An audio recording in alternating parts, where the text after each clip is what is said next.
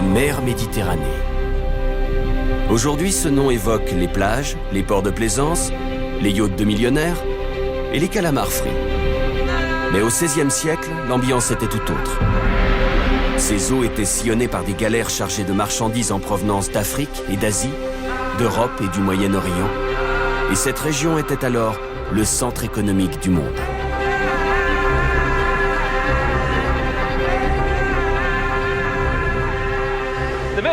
La Méditerranée était aussi le théâtre de conflits entre l'Europe chrétienne et l'Orient. L'Empire ottoman en plein essor, affrontant la hargne des superpuissances européennes. Les territoires et le commerce n'étaient pas seuls en jeu, car il s'agissait également de conquérir l'âme humaine. Chrétiens contre infidèles, croisés contre turcs. Aujourd'hui, on appellerait ça le choc des civilisations.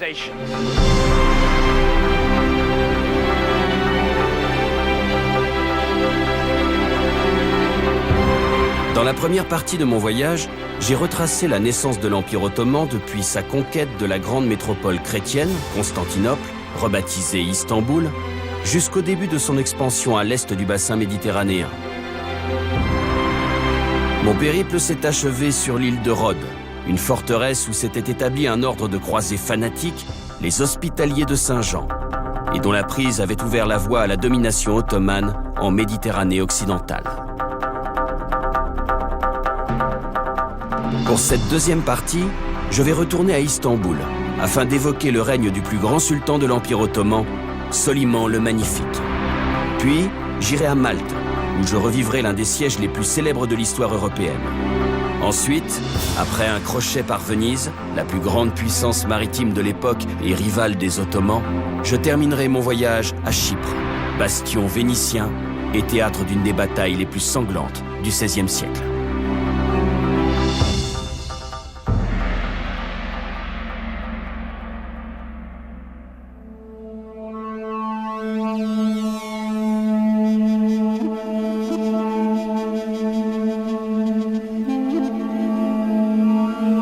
Après la prise de Rhodes en 1522 et le départ de l'ordre religieux militaire des Chevaliers de Saint-Jean, le sultan Soliman le Magnifique prépare l'expansion ottomane dans le bassin méditerranéen depuis son palais à Istanbul.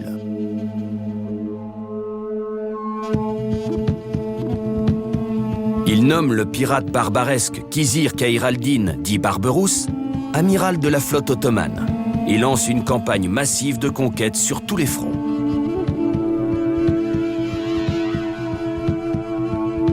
Sur terre, les armées de Soliman envahissent la Hongrie, mais sont arrêtées aux portes de Vienne.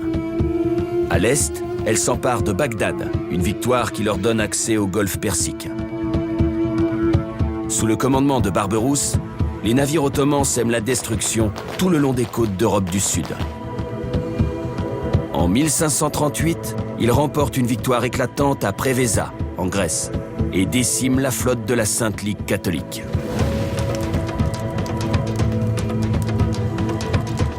À la mort de Barberousse, en 1546, les Ottomans dominent l'est du pourtour méditerranéen. À l'ouest, il n'y a plus qu'un seul obstacle sur leur route, le nouveau fief d'un vieil ennemi au cœur du bassin méditerranéen, l'île de Malte.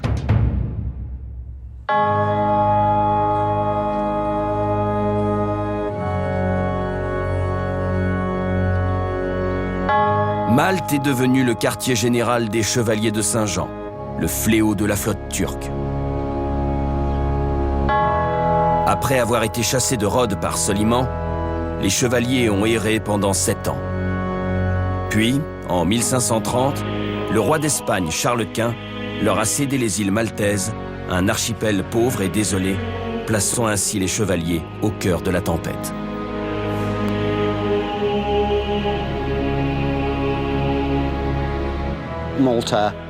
Bastion chrétien en Méditerranée, Malte était régulièrement attaqué par les pirates.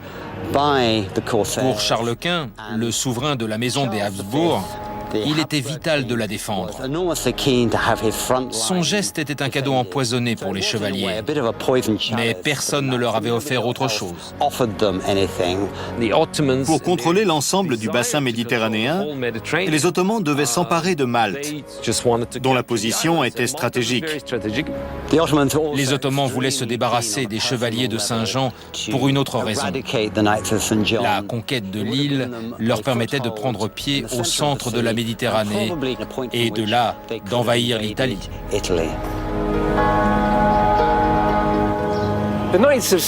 Les chevaliers de Saint-Jean ne possèdent que 5 galères. Ils ne représentent pas une menace sérieuse contre l'Empire ottoman. Mais ils ont la marine la plus efficace de toute la Méditerranée.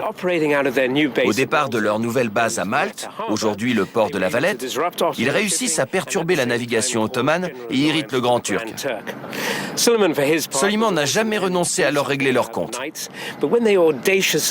Quand il capture une galère impériale chargée de marchandises précieuses, puis enlève les gouverneurs ottomans du Caire et d'Alexandrie, ainsi que l'ancienne gouvernante de la fille préférée de Soliman, ce dernier décide que trop, c'est trop.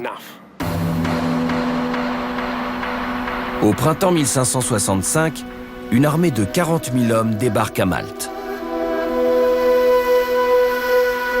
Elle prend position derrière le fort Saint-Ange, siège du grand maître qui se dresse sur une presqu'île dans le port, et derrière le fort Saint-Elme, qui défend l'entrée dans la rade.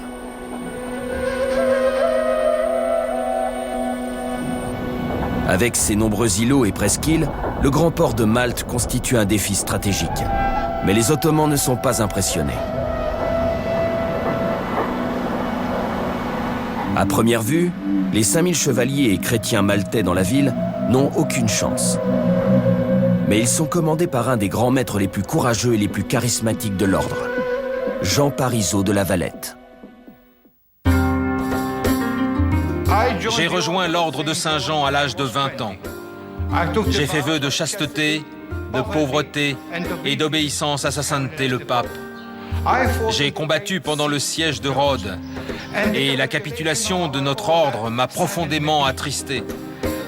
Les années passées en captivité chez les pirates barbaresques ont renforcé ma résolution de résister aux infidèles. Quand je suis devenu grand maître et que nous avons affronté les armées des Turcs ottomans à Malte, j'ai consacré toutes mes forces et toute ma volonté à la défense de notre foi et à la victoire. Aussi courageux et nombreux que soit l'ennemi, j'étais prêt à me battre jusqu'à la mort. En prévision d'un siège, Jean de la Valette a fait fermer l'entrée du port par une chaîne. Les Ottomans décident alors d'attaquer d'abord le fort Saint-Elme.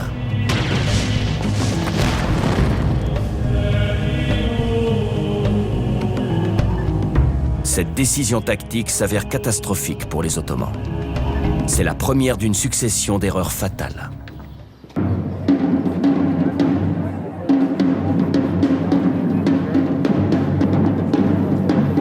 Entrée dans l'histoire sous le nom de Grand Siège de Malte, cette bataille illustre l'héroïsme et la résistance d'un petit nombre que tout donnait vaincu. Aujourd'hui, elle est commémorée par une parade hebdomadaire en costume d'époque appelée In Guardia, l'occasion pour les Maltais de célébrer fièrement les exploits de leurs ancêtres au fort Saint-Elme. Puntate. Fuoco! Attacco! Ah! Les Ottomans pensaient s'emparer du fort en quelques jours. Mais les défenseurs tiennent farouchement leur position, infligeant de lourdes pertes à l'ennemi et retardant son avancée dans le port pendant près d'un mois.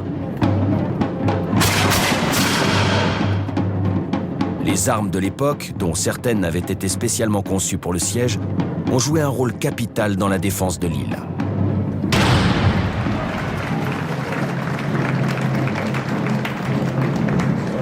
Soldat Davison, au rapport. Des armes de destruction massive du XVIe siècle. Le grand commandant du fort Saint-Elme, alias Joe, va m'expliquer comment ça fonctionne.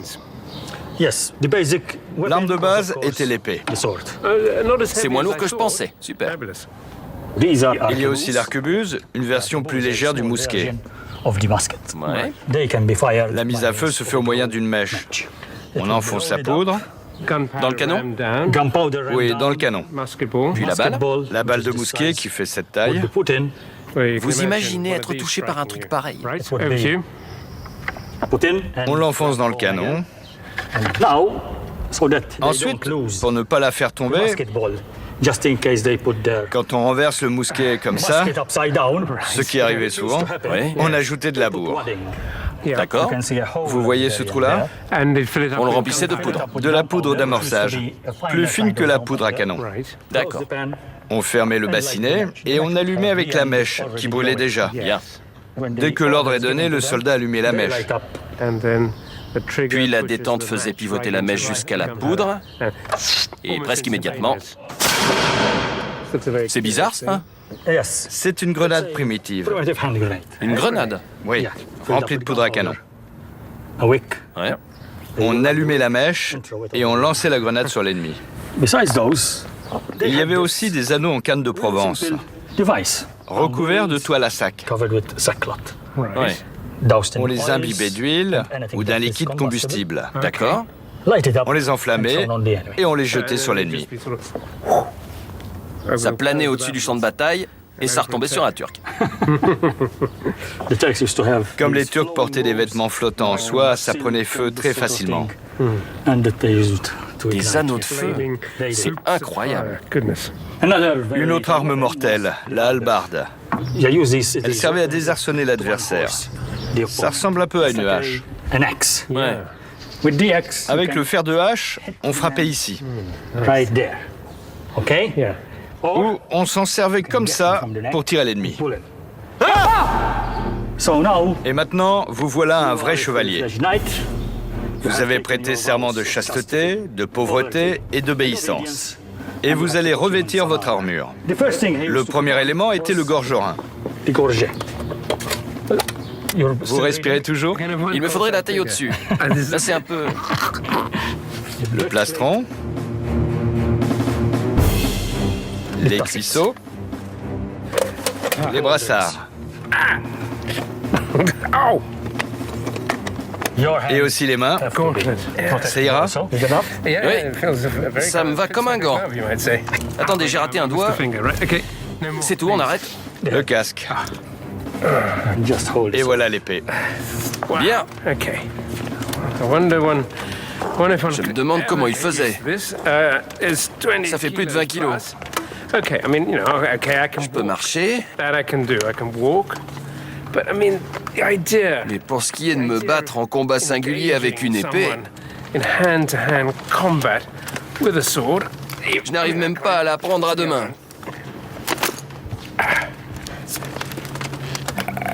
Je suis sûr que c'était une arme secrète des Turcs qui, eux, portaient des vêtements flottants.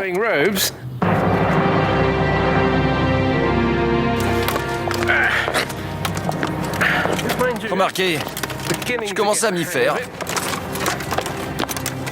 Je suis prêt à tomber au champ d'honneur. Adieu.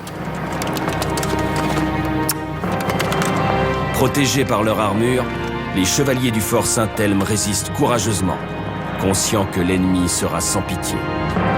Mais finalement, l'armée ottomane parvient à s'emparer du fort.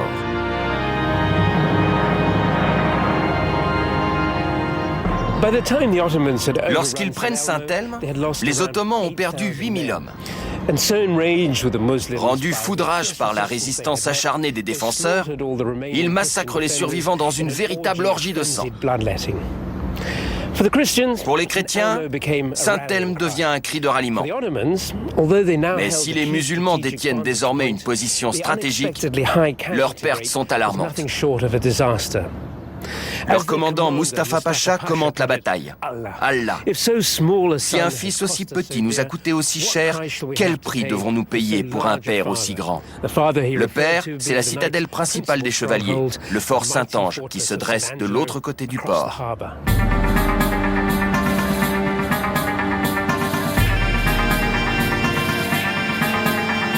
Bonjour, capitaine! Vous pouvez m'emmener de l'autre côté? Bien sûr. Okay. Parfait. Faites attention. Bravo. Super. La prise de Saint-Elme permet aux Ottomans d'encercler le fort Saint-Ange. C'est le début de l'étape décisive du siège, mais aussi la plus sanglante.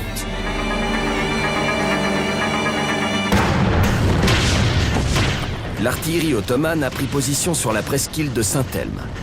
Elle fait pleuvoir un déluge de feu à travers le port sur le fort Saint-Ange, afin de préparer une attaque par la mer. Dans le même temps, l'infanterie ottomane lance plusieurs assauts contre les murs situés de l'autre côté. Sans résultat. Au fil des semaines, il devient clair que la prise de Malte s'avère beaucoup plus difficile que prévu. Dane Munro est maltais et historien. Il a étudié le grand siège de Malte dans ses moindres détails. Là-bas, c'est Saint-Ange, la forteresse principale des chevaliers de Saint-Jean. À ce moment décisif du siège, où se trouvaient les Turcs? Les Ottomans et les Turcs étaient là-bas. Fort Saint-Elme est là, et les batteries d'artillerie étaient alignées le long de la côte. Ils pilonnaient ces deux secteurs jour et nuit avec leurs canons énormes. Par moments, la canonnade était si violente que d'après les témoins, on pouvait l'entendre jusqu'en Sicile, à une centaine de kilomètres de distance. Ça alors? Les Ottomans se sont enhardis et ont lancé un assaut par la mer contre le fort Saint-Ange. Mais ils ignoraient que les Maltais et les chevaliers avaient des canons cachés au ras de l'eau. Dès que les 10 premiers navires sont arrivés à portée, ils ont tiré sur la proue et ont coulé celui de tête. Ça a déclenché une telle panique que l'attaque a été avortée. Ça a été le moment déterminant de la bataille? Ça a été l'un d'eux. Plusieurs fois, les Ottomans ont cru vaincre, mais un coup de théâtre les a forcés à battre en retraite. Ils pensaient s'emparer de Malte en une semaine. 4 mois plus tard, ils étaient toujours là et avaient perdu des milliers d'hommes. D'après ce que j'ai lu, la bataille a été particulièrement sanglante. L'un des épisodes les plus terribles a été la prise de Saint-Elme. Les Ottomans étaient furieux d'avoir passé un mois à essayer de prendre le fort. Ils avaient perdu 8000 hommes. Et quand ils sont enfin entrés dans Saint-Elme, ils ont trouvé 3 chevaliers grièvement blessés, l'épée à la main. Ils les ont décapités, puis ont attaché leur corps sur une croix qu'ils ont fait flotter en direction de Saint-Ange, pour tourner en ridicule leur religion et le pouvoir de Jean de la Valette. En représailles, ce dernier s'est montré aussi impitoyable. Il a donné l'ordre de décapiter tous les prisonniers musulmans et a fait catapulter leurs têtes dans le camp ottoman. Œil pour œil, dent pour dent. Ça a dû être épouvantable. Oui, mais c'était la guerre.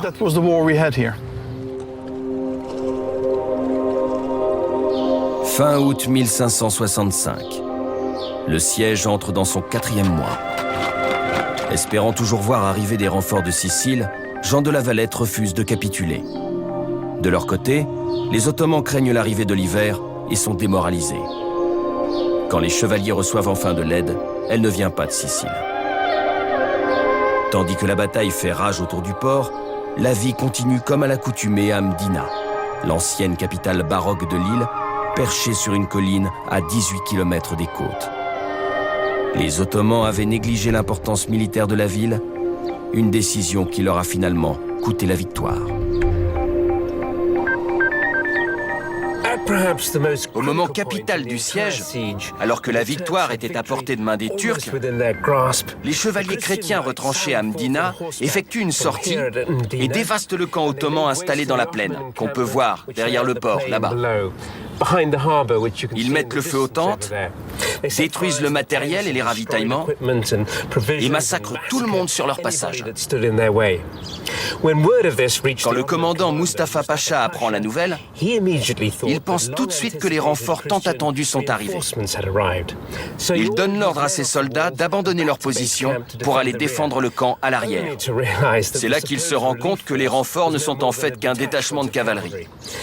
Sa fureur est sans borne, mais il est trop tard. L'occasion est passée. Les Ottomans ne parviennent pas à regagner le terrain qu'ils avaient conquis si chèrement. 2 mois plus tard, les renforts arrivent réellement. 8000 hommes venus de Sicile. L'hiver est proche et les Ottomans sont loin de chez eux. Mustapha ordonne à son armée de rembarquer. Le siège est levé.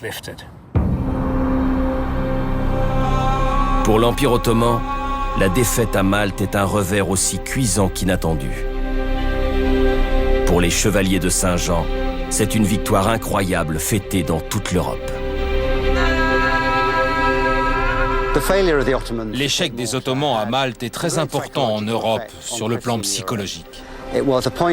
L'ennemi avait dû battre en retraite. On craignait qu'après s'être emparé de Malte, il ne continue sur l'Italie, et le pape était prêt à quitter Rome. Mais ça ne s'est pas passé comme ça. On fête la nouvelle en grande pompe dans toute l'Europe chrétienne. Les cloches des églises sonnent à Londres. La victoire a eu un effet positif immense pour les populations du bassin méditerranéen et au-delà.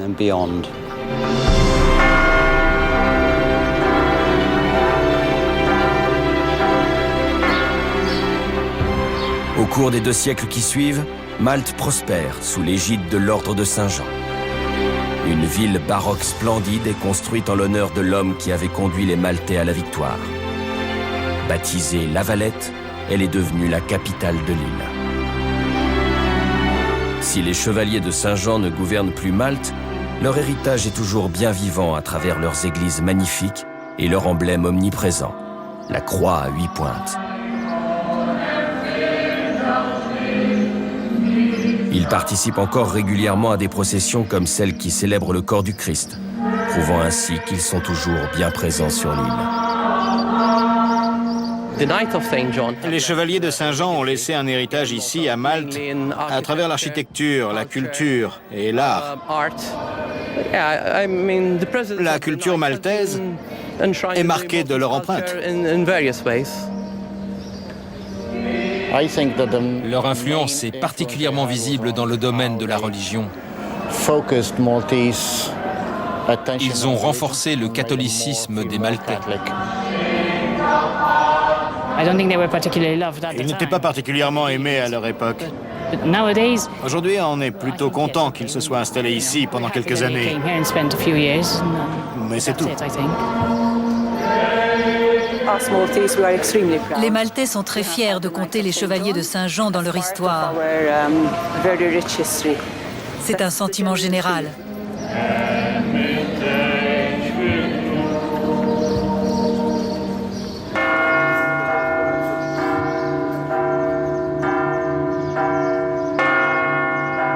De nos jours, le siège de l'Ordre de Saint-Jean est à Rome, mais l'île est restée son centre spirituel. De nombreux chevaliers y vivent encore et perpétuent ses traditions et sa mission hospitalière. Le père John Chrétien, un des 60 chevaliers ordonnés, vit dans l'ombre de Jean de la Valette, dans la partie supérieure du fort Saint-Ange. Au moment du siège, c'était le centre des opérations des chevaliers ? Tout à fait. Cet endroit a été le quartier général de l'ordre depuis son arrivée à Malte en 1530. Le grand maître La Valette a vécu ici pendant une partie du siège. Avec ses ingénieurs et ses conseillers, il étudiait les différentes stratégies de défense contre les Turcs. L'ordre n'est revenu à Saint-Ange que très récemment ? Il y a 12 ans.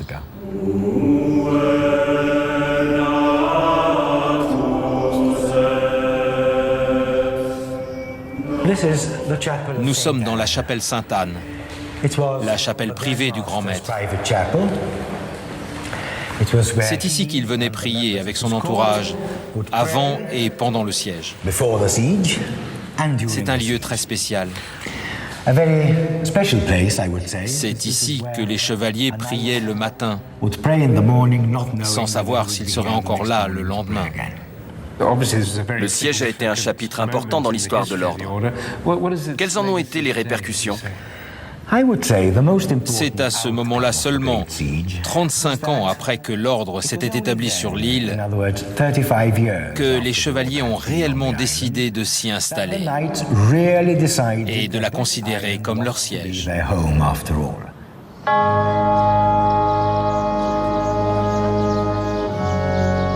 Il est certain que la longévité de l'ordre de Saint-Jean est une conséquence directe de sa victoire à Malte. Celle-ci leur a assuré une place à part dans l'histoire européenne et a insufflé une vie nouvelle à la cause chrétienne. La victoire a été importante d'un point de vue psychologique, mais en réalité, elle n'a pas changé grand-chose. On craignait que les Ottomans ne fassent une nouvelle tentative contre l'île. Certes, ils avaient été stoppés, mais même si c'était une bonne nouvelle pour les chrétiens, fondamentalement, la situation était la même. C'est intéressant de voir comment cet événement est interprété en Europe occidentale et dans l'Empire ottoman. En Europe, on s'en souvient toujours. C'est encore inscrit dans le subconscient collectif. On n'a pas laissé passer les Turcs. De leur côté, les Ottomans étaient toujours aussi puissants. Cet épisode n'a pas été un tournant décisif dans leur histoire. Du style, ça y est, le déclin est amorcé, dans 100 ans, l'Empire n'existera plus.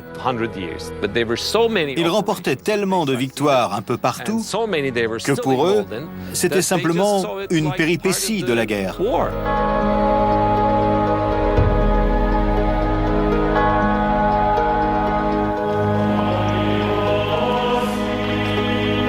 Le siège de Malte est perçu comme une victoire éclatante dans l'Europe chrétienne. Même si l'armée ottomane restait la plus puissante du monde, un seuil décisif avait été atteint. Les Ottomans avaient été stoppés. À la mort de Soliman l'année suivante, le monde semble en équilibre au seuil d'une nouvelle ère.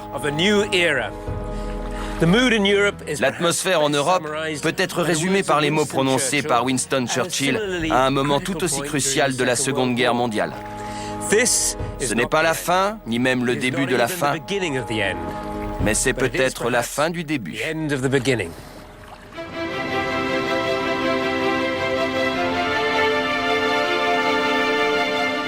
La défaite ottomane à Malte est une victoire sans précédent pour toute l'Europe chrétienne.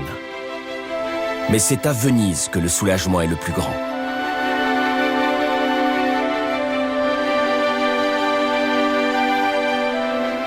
Nichée au bord d'une lagune sur la mer Adriatique, Venise est unique au monde. La ville est construite sur plus de 100 îlots et elle est sillonnée de canaux qui font office de routes et de boulevards. La Méditerranée jouait un rôle essentiel pour la République de Venise. C'est la source de sa richesse immense et de sa puissance.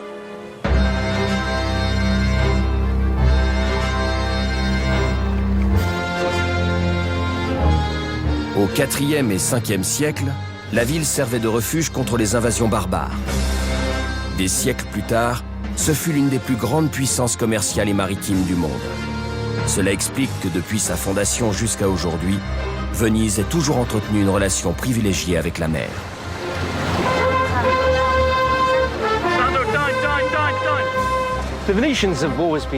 Les Vénitiens ont toujours été très conscients de la dette qu'ils ont envers la mer. Chaque année, depuis des siècles, une cérémonie a lieu sur la lagune, la Sensa. Un mariage symbolique qui unit la ville à son amante généreuse, mais parfois capricieuse.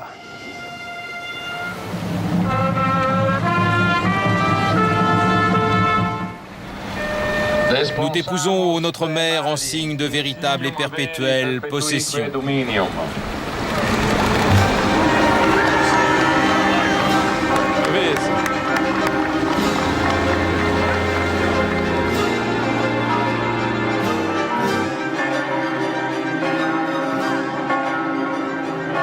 La place Saint-Marc est le cœur de Venise. Depuis toujours, c'est le principal lieu de rassemblement de la ville. C'est ici que se dresse un des édifices les plus anciens et les plus emblématiques, la basilique Saint-Marc. Dès sa construction, la basilique a été un symbole de la richesse et de la puissance vénitienne, autant qu'une manifestation de fidélité à la foi chrétienne. L'histoire de Saint-Marc est retracée dans les magnifiques mosaïques qui ornent sa façade. Elle raconte comment la dépouille du saint a été volée à Alexandrie au IXe siècle par deux marchands vénitiens. D'après la légende, ils l'auraient dissimulée dans un coffre rempli de lard. Les autorités musulmanes du port étaient venues vérifier son contenu. Mais le cochon est un animal impur dans l'islam. Alors, se bouchant le nez, les douaniers s'étaient empressés de laisser passer le coffre. Cette ruse peut être vue comme une métaphore des relations entre les Vénitiens et les musulmans au cours des siècles suivants.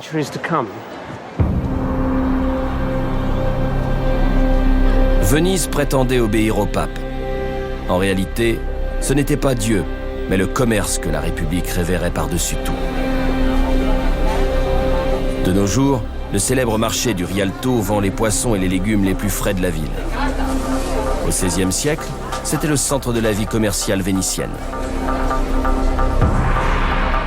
À l'époque, la ville s'est enrichie grâce au négoce avec le Moyen-Orient, qui importe des épices, de la soie et de nombreux produits exotiques originaires d'Extrême-Orient, revendus à prix d'or au reste de l'Europe. La République de Venise possède un vaste réseau de comptoirs coloniaux. Leur mission est de protéger et faciliter les routes commerciales le long de l'Adriatique et de l'autre côté de la Méditerranée, qui relie Venise au marché du Moyen-Orient sous domination ottomane. L'histoire des relations entre l'Empire ottoman et Venise est extraordinaire. Les deux grandes capitales du bassin méditerranéen entretenaient des rapports d'amour et de haine. Venise occupait une position centrale. Elle commerçait à la fois avec le monde chrétien et le monde islamique. C'était l'intermédiaire qui fournissait les deux. Au tout début, les Ottomans avaient été très impressionnés par le réseau commercial mis en place par les Vénitiens, par leur lien avec la mer et la façon dont ils tiraient profit de cette Mare Nostrum. Ils adoraient cette puissance omniprésente. Les papes successifs considéraient presque les Vénitiens comme des ennemis du christianisme et des amis de l'islam. Les Ottomans étaient tout aussi suspicieux à leur égard. Peu à peu, Venise s'est retrouvée coincée entre ces deux superpuissances. Les Vénitiens ont continué. Quant aux Ottomans, ils taxaient leurs marchandises et ne voulaient pas renoncer à cette ressource. C'est toute l'ironie des rapports entre Venise et l'Empire ottoman. Ils se détestaient, mais avaient besoin l'un de l'autre. La réussite commerciale de Venise exige des relations courtoises avec les Ottomans, ainsi qu'une bonne dose de duplicité dans ses transactions avec les musulmans, mais aussi avec ses alliés chrétiens. Andrea Del Pao est historien. Il connaît bien les rouages de la stratégie économique vénitienne. Voilà le marché du Rialto. C'est ici que tout se passait. On trouvait absolument de tout. Venise était le premier fournisseur d'épices. À l'époque, elles étaient aussi précieuses que l'or. Les Vénitiens avaient le monopole de l'importation des épices parce qu'ils avaient conclu un accord spécial avec le sultan d'Égypte. Malgré la division entre musulmans et chrétiens, le commerce passait avant tout. Tout à fait. On ne savait pas encore contourner l'Afrique pour naviguer jusqu'en Extrême-Orient. Donc il fallait absolument entretenir de bonnes relations avec Constantinople et l'Égypte. Les Vénitiens étaient d'abord des marchands et ensuite des chrétiens. Il y a un dicton qui résume parfaitement la diplomatie vénitienne. Traite tes ennemis comme des amis et tes amis comme des ennemis potentiels. Ça veut tout dire. C'était très important pour l'équilibre des choses. C'est grâce à ça qu'ils sont restés puissants aussi longtemps. Ce sont eux qui ont inventé la charge d'ambassadeur permanent. Quelqu'un qui vit dans un pays et rassemble toutes sortes d'informations, de ragots et de rumeurs. Tout ce qui peut s'avérer utile pour le commerce et la compréhension de l'endroit en question. Ces manœuvres diplomatiques plutôt louches devaient exaspérer le reste de l'Europe, et surtout le pape. Le pape était furieux contre Venise, et il avait très peur d'une invasion ottomane. Il avait absolument besoin que les Vénitiens se décident. Êtes-vous chrétien ou marchand ? Ça a dû être dur pour le pape, parce qu'il n'y avait pas de cohésion entre les pays d'Europe. Ça devait être compliqué de convaincre tout le monde de faire front commun. Pas seulement les Vénitiens, mais les autres aussi. On peut faire un parallèle avec la situation au moment de la guerre en Irak, quand les Américains ont tenté de convaincre le monde entier de participer au conflit. L'argument, c'était « on est les bons, on défend le bon point de vue ». Mais ça a été dur d'amener tous ces pays différents à faire partie de cette coalition fragile. Au XVIe siècle, le pape a rencontré le même genre de difficultés diplomatiques.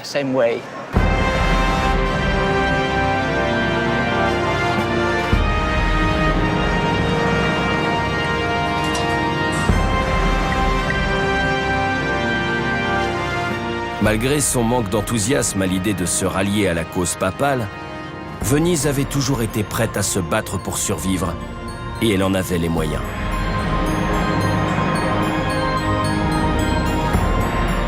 Dès la fin du XIVe siècle, la République de Venise possédait les plus grands chantiers navals du monde, installés dans l'Arsenal, véritable ville dans la ville.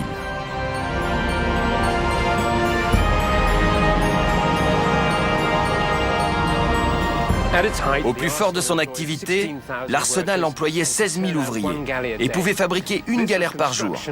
C'était une véritable production à l'échelle industrielle, sans équivalent en Europe avant la révolution industrielle à la fin du XVIIIe siècle. Auteur de romans historiques, Federico Moro me sert de guide dans le plus vieil hangar de construction de l'Arsenal. Nous sommes dans le hangar couvert, qui constitue la partie la plus ancienne de l'arsenal, celle décrite par Dante dans l'Enfer. Ils avaient mis en place une chaîne de production. La coque était fabriquée ici, puis elle était mise à l'eau. Par la rampe de lancement? Oui, à gauche, on posait le pont. Exactement comme Henry Ford et sa chaîne de montage. Oui, l'Arsenal a été la première usine industrielle d'Europe et probablement du monde. C'est une invention vénitienne. Je vois. C'était les deux premières étapes. Ensuite, la galère partait de l'autre côté du bassin, où on installait toutes les autres pièces. Chaque hangar, chaque bassin avait une fonction. Oui, il y avait des entrepôts pour les rames, les cordages, les vêtements des marins, tout l'équipement nécessaire à la navigation et à la guerre. Le dernier élément posé était le mât. Vous voyez les deux petites tours? On croit qu'elles sont là pour faire joli, mais en fait, c'était là que le mât était mis en place. Exactement. La galère était prête à prendre la mer. Henry Ford disait que l'histoire n'était qu'un tas d'absurdités. Mais il aurait pu apprendre des choses à l'Arsenal de Venise.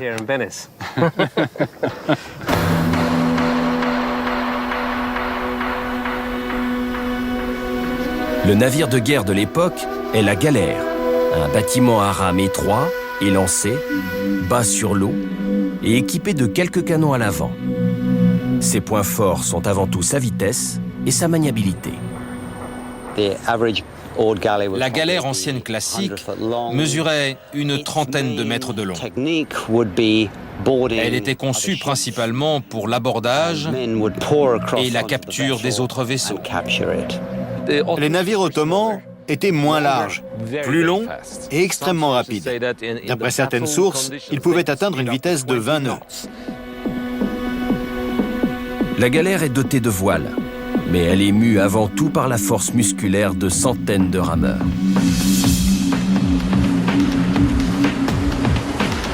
Au XVIe siècle, être marinier de rame sur une galère est une perspective redoutable, au point que la plupart des pays finissent par avoir recours à des esclaves et des forçats. Le sort des galériens en Méditerranée n'avait rien d'enviable. Enchaînés à 3 ou 4 sur un même banc, ils mangeaient, dormaient et déféquaient à leur place, parfois pendant des mois.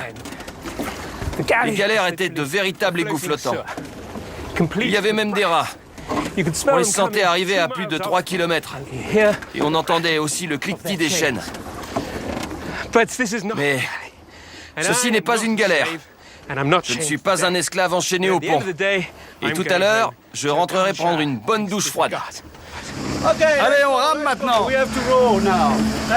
C'est fini, faut y aller. Ça rigole pas. Ce qui rendait les galériens complètement fous, c'était la privation de sommeil.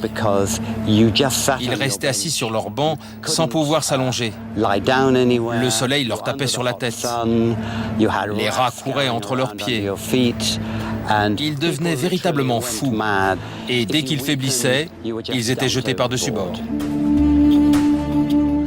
Ça n'arrêtait jamais. Quand on était à court d'esclaves, on partait en expédition pour en capturer d'autres, de façon à pouvoir continuer à faire la guerre. Et le cycle recommençait. Bataille, capture, pénurie d'hommes tués par la guerre ou les maladies, et ainsi de suite.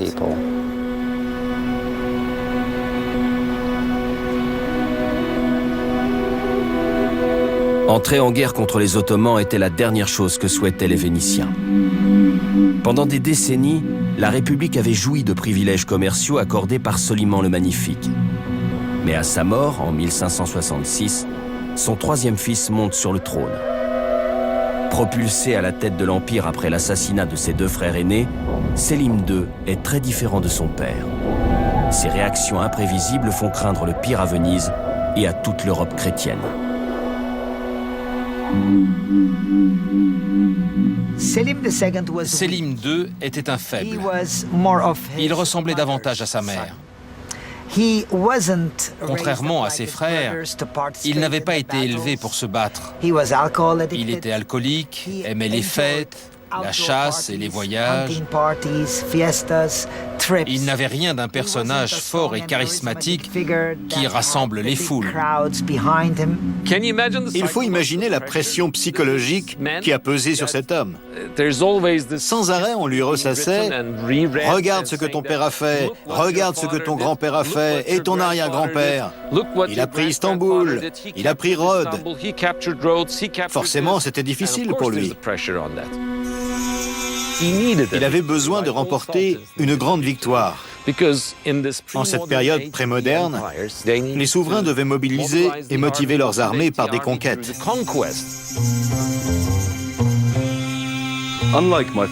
À la différence de mon père, je ne m'intéresse pas aux affaires de l'État ni à la guerre.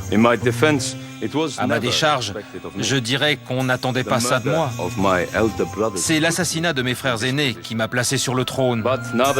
Mais puisque j'y suis, je serais bien fou de ne pas profiter des plaisirs que cela m'apporte. À cause de cela, on m'a surnommé l'ivrogne. Et mes généraux me montrent peu de respect. Si je veux obtenir leur soutien, je dois remporter de grandes victoires militaires. J'ai donc décidé de prendre Chypre aux Vénitiens.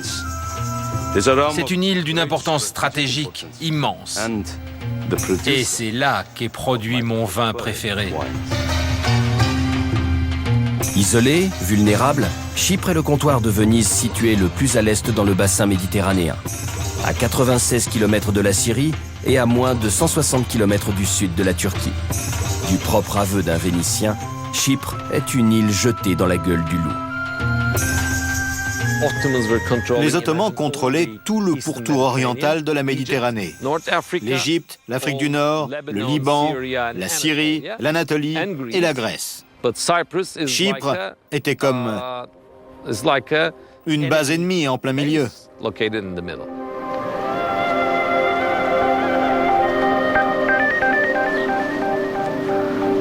L'histoire de Chypre remonte à plusieurs millénaires. Dans l'Antiquité, c'était une île riche et fertile. Et la légende veut que la déesse de l'amour, Aphrodite, y soit née. À la fin du XVe siècle, elle passe aux mains des Vénitiens. Ces derniers sont conscients de l'intérêt stratégique de l'île pour les Ottomans, mais elle est tout aussi importante pour eux et ils refusent de la perdre. Pour les Vénitiens, Chypre avait une valeur économique immense. Ils y produisaient du sucre et du coton et avaient pratiquement réduit en esclavage la population grecque. Ils n'étaient pas aimés, mais ils étaient déterminés à se battre jusqu'à la mort pour garder Chypre. L'île était riche et Venise avait la possibilité d'y battre sa monnaie, le ducat.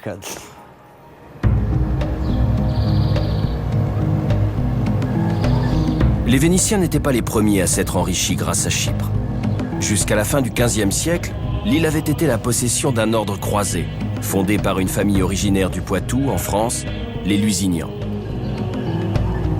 Quand ces croisés avaient été expulsés de Terre Sainte au XIIe siècle, l'ordre s'était réfugié à Chypre, avec à sa tête Guy de Lusignan, qui s'était autoproclamé roi de Jérusalem.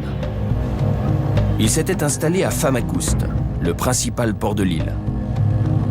L'échec des croisades s'était en fait avéré une occasion fabuleuse pour les Lusignans, désormais au carrefour d'une route commerciale prospère entre l'Orient et l'Occident.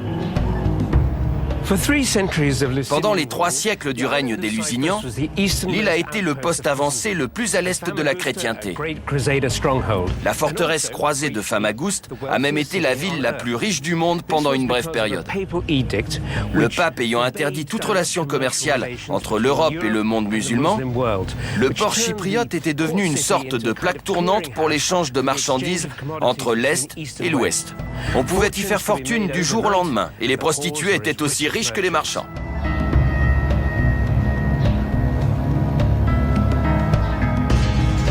Depuis longtemps déjà, les Vénitiens convoitaient Famagouste. Ils conçoivent un plan hardi pour s'en emparer. Pas par les armes, mais par un mariage royal. Ils arrangent l'union entre le roi de Chypre, Jacques II, et Catherine Cornaro, fille d'un noble vénitien. Le mariage a lieu ici, dans la cathédrale Saint-Nicolas, en novembre 1472. Moins d'1 an plus tard, le roi Jacques et son fils nouveau-né meurent de façon mystérieuse. Ils auraient été empoisonnés par les Vénitiens, qui s'assuraient ainsi le contrôle de Chypre.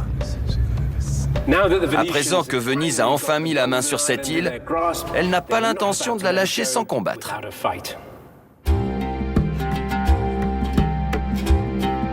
En juillet 1570, la flotte ottomane débarque entre 60 000 et 80 000 soldats sur la côte méridionale. L'armée remonte vers le nord sans rencontrer beaucoup de résistance, jusqu'à ce qu'elle arrive aux portes de la capitale, Nicosie.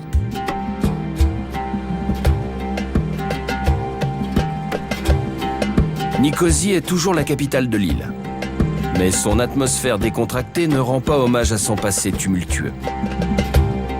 Pour les Vénitiens, elle n'avait pas une grande valeur, puisqu'elle n'avait pas d'accès sur la mer. Malgré cela, ils l'avaient entourée de fortifications.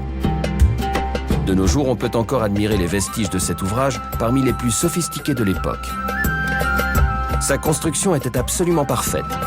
S'appuyant sur les derniers progrès de l'ingénierie militaire, les Vénitiens avaient édifié 11 bastions symétriques, espacés régulièrement le long d'un mur d'enceinte de 5 km. Un rempart infranchissable, sans le moindre point faible.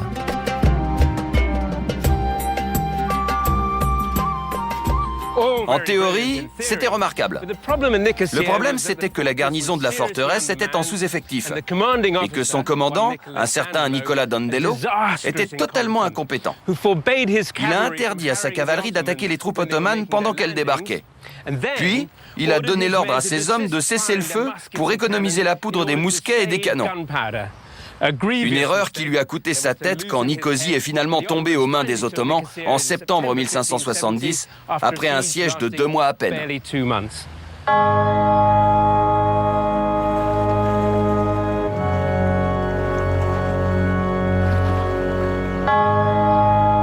Après avoir pris la capitale, les Ottomans poursuivent leur avancée vers le nord et la ville côtière de Kyrenia.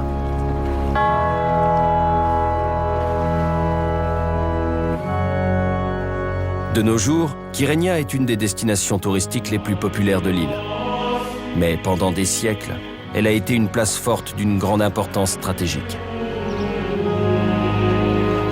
Surplombant la ville, le château est un ancien bastion croisé qui a vu passer de nombreux chevaliers et même le roi d'Angleterre, Richard Cœur de Lion. C'était une construction impressionnante pour l'époque. Mais les Ottomans n'ont même pas eu à l'affronter. La nouvelle de la chute de Nicosie parvient à Kyrenia d'une façon aussi spectaculaire qu'effrayante. Un capitaine vénitien capturé par les Ottomans est envoyé à Kyrenia à dos de cheval, la tête de 2 de ses soldats attachés de chaque côté de la selle. Quand il franchit le pont-levis de la forteresse, tous comprennent parfaitement le message. Et la ville se rend sans résistance.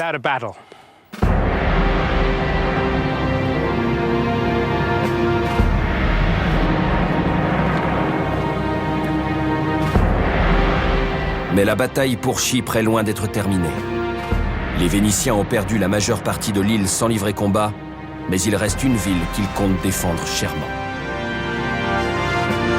Fabuleusement riche, c'est le joyau de leur couronne chypriote, et ils ont dépensé sans compter pour la fortifier. C'est la légendaire Famagouste. La bataille pour sa conquête a déclenché une guerre générale entre les chrétiens et l'Empire ottoman, qui a scellé le sort du bassin méditerranéen pour des siècles.